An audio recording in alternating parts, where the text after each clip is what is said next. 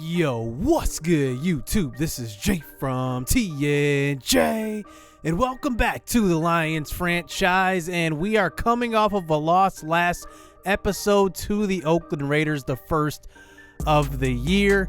But we do want to continue this winning going as we come down the home stretch into the second half of the year. Now, I have been trying to negotiate with Trey Flowers, so we're going to offer him more money, exactly what he wants. I do want to get him signed up because he has been the anchor of our defense the last couple of seasons, and wow, he does not want to re-sign with us, and he's going to test free agency. Now, we do have a decision to make later. Do we franchise tag him now, or do we let him walk and try to sign him in free agency? Either way, I'm going to try to sign him. That's no question at all, but it's just, I guess, how now. So now we start to shift the focus and the money somewhere else because we need to lock up some other guys. And an important guy on our defense is Tracy Walker. He's still in his late 20s. He's been the starter at safety for us all throughout this series, and I don't see that changing anytime soon. He's doing exactly what I want him to do, and getting him to age 30 is exactly what we did with Quandre Diggs. We had him until like age 31, 32. So he will accept that contract. It was a very minimal contract altogether, only 4 years over $2 million, or $4 million over 2 years. I think that's pretty good. So then we have some player upgrades, and speaking of some young safeties, Amani Hooker has been great for us in that backup role and basically played spot starter when he's had to. And then Reed Watts is still an I guess a hidden dev trait guy, and he's still an unproven guy, and I do kind of still want to develop him, and hopefully he ends up being maybe even superstar maybe, but I guess we'll see. Now, I have a question on this team though. Receiver has really been maybe not a problem, but I guess just a sore spot this season because we did let Marvin Jones go in free agency, and I don't think our receiving core has been the same. And obviously I had high expectations for Marlon Yarbrough, but he's just not ready yet. He's still in the 60s overall. Hopefully he will get up to the low 70s come later this season, but I guess we'll have to see as he gets more playing time as the season goes. So the first game in this episode, we are going up against the Redskins, and remember, they beat us in the NFC Championship, so this is a rematch. And they now have two big contract guys on their roster. Ezekiel Elliott is one of them. This was kind of the no-brainer. He's making about $60 million over 4 years. And then Dwayne Haskins, coming off of a Super Bowl victory as the starter for the Skins. He's a number 17 ranked quarterback. And quite frankly, he doesn't even put up the big numbers in this franchise. He's pretty much just holding down the fort. Remember, they had the number 1 pick 2 seasons ago, and they got the ring the following year. I mean, that is just an amazing turnaround. And looking at what he's making about $130 million over 5 years, and I don't know if he is going to get close to that in real life. The way he looks right now, it looks like he still has a long ways to go. So another home game. We've had a bunch of home games this season, and we're going to try to get them on our home turf and see if we can come away with the victory. So Haskins is going to start out with the ball here for the Redskins. Here's a throw across the middle. That time it's Jordan Reed, who is still at tight end for the Skins, and he picks up a first down at about the 14-yard line. So here is Zeke getting a handoff to the left side. He's going to get tackled by Justin Coleman in that nickel position after a gain of just 2 yards. So from the shotgun, 2 wide receivers out there to the right. Throw across the middle. It's going to be picked off. Rich Patton. And Rich Patton has been really, really good for us. I mean, really, really good. I did not expect to see him as a superstar X Factor when we did initially draft him. That has been a huge surprise. And that 88 speed, I mean, just amazing. He's in his 3rd year. And remember, we drafted him as a middle linebacker. He's kind of moved over to a right outside linebacker, more of a coverage guy, but I really like him on this defense. So he now sets us up in our own territory inside our 5. We eventually get it to the 12. Here's Johnson with the carry to left side, puts on a juke move, and gets down the sideline, and that's a big gain to about the 40-yard line. Kerryon still does get carries. He still has a lot of value. He's our highest rated running back on the roster, and he's done nothing but do good things when he is healthy. So here on the next play, here is Deron Payne getting in for the sack that time. Justin Fields loses about 9 yards on that one. Bring it to a 3rd and 15. Throw across the middle. That's going to be holding on the defense. They're going to call pass interference, and T.J. Hockenson had a step or two on that one. He possibly could have broke a tackle and been gone, and they do give us a fresh set of downs. So now on the opposite side of the 50-yard line, here's a throw across the middle. That's going to be Justin Fields' first completion of this game as we give the ball off back to Kerryon, who is running the ball really well. Look at our offensive line. I mean, the holes that they open up, and just look at the pass protection. I mean, they're doing really well this season. So here is Kenny Golladay with the catch across the middle, now at about the 8-yard line, but take a look. He is shaken up again. Kenny Golladay, it's been kind of an issue. He's been hurt every single season in this franchise, and man, it's definitely taking a toll on us. So now we're at about the 1-yard line. Here's a quick throw across the middle. That's Hockenson. He's in for the touchdown catch. And there we go, our best rated offensive player. He gets us on the board first, and we strike. It's 7-0. So now we move on to the second quarter. Here's Haskins with the throw out to left side on a 3rd and 9. This time Jordan Reed fighting forward, and he will pick up the first down. Jordan Reed overpowering Vincent McLeod, and that's a first down. So now at about the 20-yard line, here's a handoff up the middle. This time Zeke gets a couple of blocks and makes a man miss. That was Tracy Walker. That's a touchdown.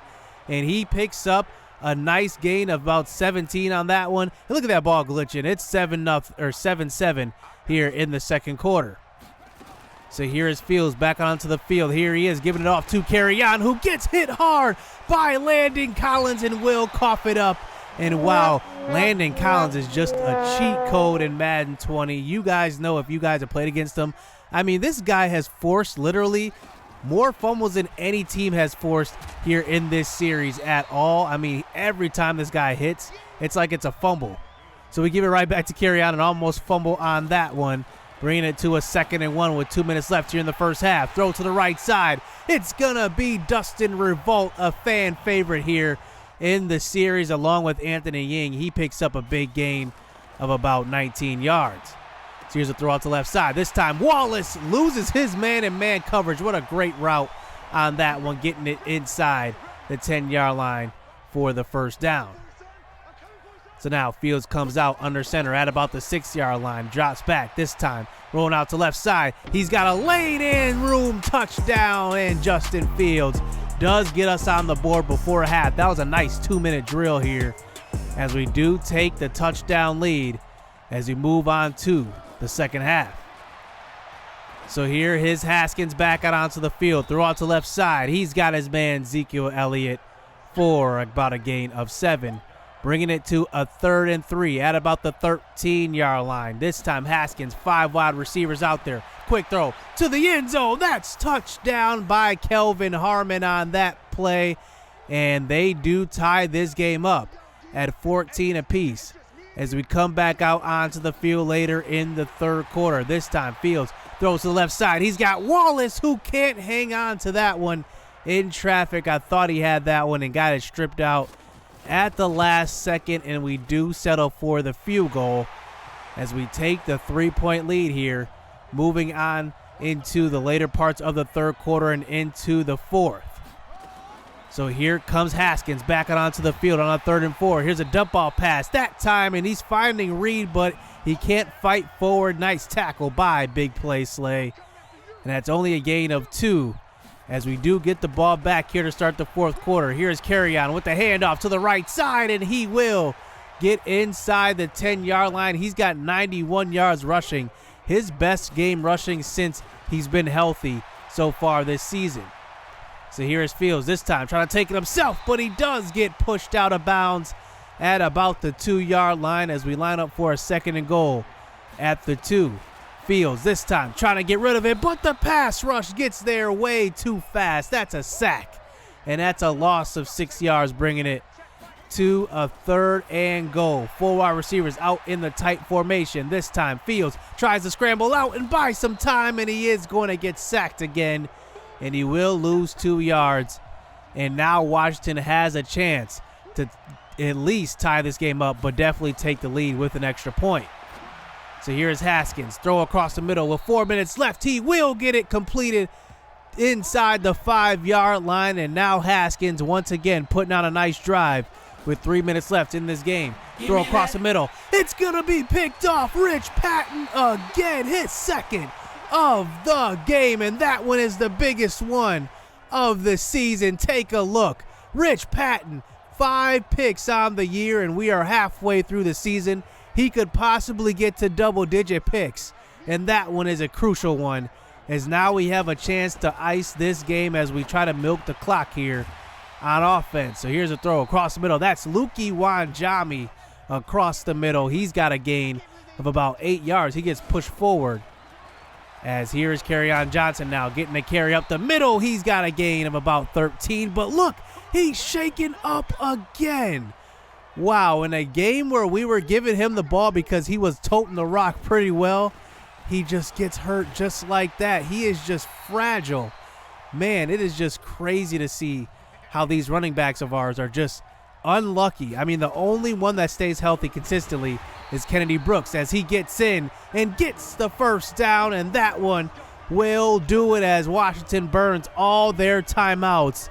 But, man, it comes at the expense of Kerryon Johnson getting hurt on that last drive, but at least we got the victory here as we win this one by 6 at home off of 2 interceptions from Rich Patton on the defensive side of the ball, and Kerryon runs for 105.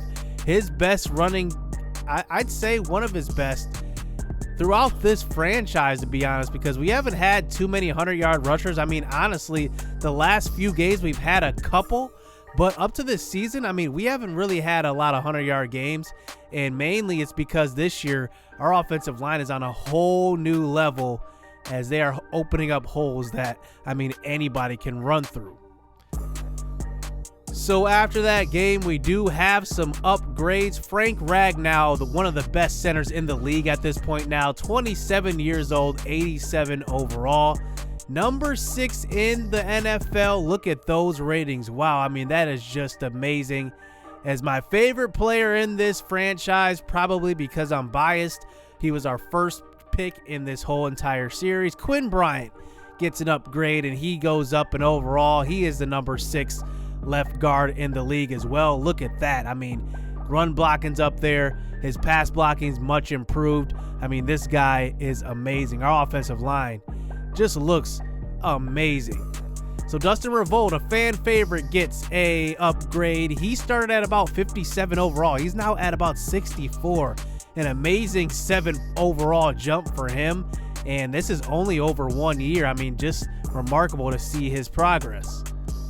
So Kenny Golladay coming out of that game is going to be hurt, and luckily Kerryon Johnson is not hurt long term, so that's a good sign as we move on to next week, and we end up losing to the Green Bay Packers 24-17 at Lambeau Field. Jacoby Brissett, who is now the quarterback for the Packers, he threw a touchdown, but Justin Fields has his worst game as a pro. 0 touchdowns, 3 interceptions. Wow, I don't know what that was about. Maybe it was the first game of missing Kenny Golladay. Maybe that was what did it, and having a new receiving core. But man, 3 interceptions, no touchdowns at all. And even at that, we only lost by 7 points. I guess if there's one good takeaway to take from that is that we had 3 turnovers and still only lost by just a touchdown, as Kevin King, James Bradbury, and Jair Alexander all get interceptions in that one. But we do get our second loss of the season after that game. So now we start to focus on some other contracts, and one I want to get done is Sean Chapman. He was in our first year draft. He gets a extension here, but he does not like that. Our defensive linemen are very, very stingy when it comes to contract extensions, especially Trey Flowers, and now it looks like it's rubbing off on Sean Chapman. So we do get some bad news coming out of that Packer game. Vincent McLeod, who was our first round pick 2 years ago, he actually gets hurt for 6 weeks. So that will actually take us to the end of the season. So I'm not going to place him on IR, but man, was he having a great year. 2 interceptions in his first year starting, only 5 catches allowed. I don't know if that actually is an accurate stat, but if it is, I mean, that is just amazing. So we're going to have to rely on 4th-year cornerback Tim Jackson. If you remember him, he was one of the undrafted free agents in season 1, along with Anthony Ying. He gets his chance now to be the starter on the outside, as Justin Coleman is more of a nickel corner, so he will still remain in the slot. And if somebody gets hurt, you're going to see Javonte Morris, one of the undrafted free agents from season 2. I love undrafted guys, if you can tell. And this guy is only 63 overall. He's definitely not ready to play at all. If we did get another injury, we would definitely need to replace him, or at least get somebody else in there that is better. So we are going up against the 3-6 Saints here, and this is a crucial game because this is a team that's actually pretty good. Just right now, they're just not doing good as far as their record, but we are at home for another game. So we do start this game off with a sack on Andy Hope, who was drafted in season 1 of this franchise by the Saints. Here's a throw across the middle on a 3rd and 16, and Michael Thomas still on the Saints in this one. He picks up a gain of 13, but that's not enough as New Orleans takes the 3-point lead. So here comes our offense out onto the field. Here is Justin Fields. Play action fake. Throw across the middle. He's got Marlon Yarbrough open, but he can't find him. And I think the chemistry just needs to develop between Yarbrough and Fields. I think they're going to have a bright future together. But obviously Kenny Galladay being out, I think it's definitely going to hurt this receiving core, because now we don't really have a playmaker to really go to on a consistent basis, on the outside at least. So we do get sacked on that next play, bringing it to a 3rd and 12 as this second quarter does wind down. Throw to the sideline. This time, TJ Hawkinson is open for a second, but it's knocked away by the defender. And now we get it to about 17 seconds left in the first half. Here is Fields this time. Has a clean pocket. He's going to throw the ball deep, and he's got a man in the back of the end zone. That is a touchdown. Mecole Hardman. And I said last episode I was disappointed with Hardman, and it's mainly because he's pretty much a one-trick pony. He's a great deep route runner, but the intermediate and short routes is not really his forte. And maybe that's just what we signed up for. He is about 79 overall, but he's got the speed. Maybe we just need to use it differently. But right now, he's not really showing up just in deep passes situations. I mean, I'm not too mad at it, but I do want more of a dynamic receiver. So now we move on to the 4th quarter here in a 17-14 hold. Here's a throw to the end zone. Hawkinson, it's going to be knocked away from the safety that time, Williams, as that brings it to a 2nd and 10 at about the 31. 7 minutes left here in the 4th quarter. Throw on the wheel route to the right side, and that one is going to be a flag on the play. They're going to call pass interference, and Hawkinson gets another flag. He's just notorious for drawing those flags. So here's a throw across the middle. This time, Yarbrough, he almost has his first touchdown of his career. And that brings it to a 1st and goal at the 1. Here's a throw to the right side, and that's caught. Hawkinson, touchdown. He's leading our team in touchdowns and yards this season once again. And that is going to be a 21-17 lead as we move on to 5 minutes left here in the 4th quarter. Here's a throw across the middle. Andy Hope. He's going to find Austin Seferian-Jenkins for the first down. So 1st and 10 at about the 46-yard line. Trips to the left side here. Andy Hope, play action fake. He throws across the middle, and it's going to be overthrown and picked off. Tracy Walker is there in coverage, and he just got that new contract. He's feeling good. He picks up an interception there as he gives us the ball back here with time to milk with 2 minutes left here in the 4th quarter. Here's Kennedy Brooks with the run to the outside, and he's got a gain of 10. As the Saints start to burn those timeouts, all we need is one more first down, and we are going to get it. And that is how this one ends. Kennedy Brooks seals it up, and we will get the victory here at home. 21-17. Look at the yardage. I mean, man, we only had 68 yards passing and 98 yards rushing, I believe that was. And Fields only has 78 yards passing. And look at that. I mean, he had 2 touchdowns, but man, I mean, we couldn't do anything on offense, and mainly because the Saints had the ball for most of the game. Their time of possession was way more than what we had, but I'll take the win. I'd rather get the win than put up the big stats as we improve to 8-2 on the season, and we will probably move atop of the NFC and maybe even the NFL. Bryant Ryan gets another sack to add to his rookie sack total, and Trey Flowers is still killing once again, looking for back-to-back-to-back double-digit sack seasons. So you can see their time of possession was 25-14, and I don't care. We didn't even turn the ball over. It wasn't even a bad game whatsoever. We just didn't put up the stats that we normally would. So we improved to 8-2, the best record in the NFC, and if we keep winning, we might have back-to-back number 1 seeds in the NFC. The Buccaneers are doing good this year. Finally, they are 7-3. And just looking at the NFC North in particular, the Packers are 6-4, the Bears are 6-4, and the Vikings at least are improved from last year as they only won 2 games. They are 5-5 as well. So that is going to do it here in this episode. Hopefully nobody else gets hurt down the stretch as we go to the last 6 games of the season and try to finish off this division and get back to the playoffs. And we'll see what we do down the stretch. So hit subscribe, hit that like button, stay tuned. Let's get it. Let's go. I've been working hard for a minute. The ones who don't deserve it seem to be the ones that get it. The ones who speak the truth never get the recognition, but the ones that act foolish seem to get all the attention. It don't matter though, yeah. Hey, it don't even matter though, no. Hey, it don't even matter.